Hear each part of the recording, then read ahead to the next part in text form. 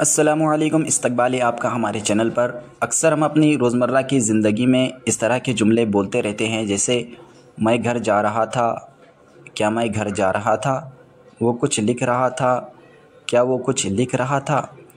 इस तरह के जुमलों को इंग्लिश में हम कैसे बोलेंगे, ये सब इस वीडियो में हम सीखेंगे।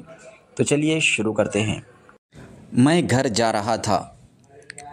इस तरह के जुमले पास्ट कंटिन्यूस टेंस के होते हैं। इस तरह के जितने भी जुमले हो जिनमें जा रहा था, खा रहा था, पी रहा था या जा रहे थे, खा रहे थे, तो ये जुमले पास्ट कंटिन्यूस टेंस के होते हैं। तो इन्हें बनाने के लिए इंग्लिश में एक स्ट्रक्चर इस्तेमाल होता है, वो है सब्जेक्ट यानी I, you, we, they plus helping verb. Helping verb subject के एतबार से इस्तेमाल होता है, वाज या वेयर, प्लस वर्ब यानी गो, ईट, ड्रिंक।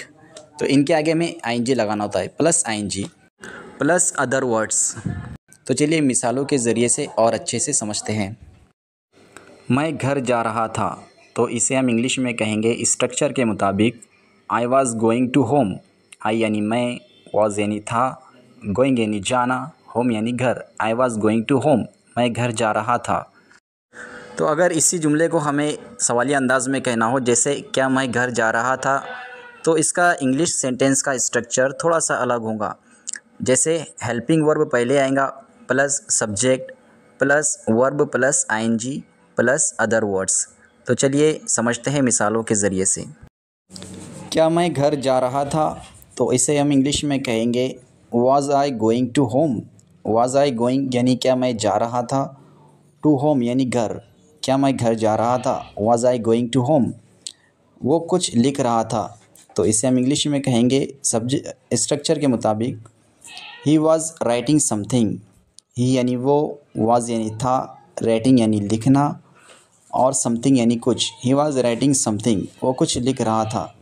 तो इसे हम इंग्लिश में अगर सवालिया अंदाज में कहना हो तो हम कहेंगे क्या वो कुछ लिख रहा था, तो इसे हम इंग्लिश में कहेंगे वाज ही राइटिंग समथिंग।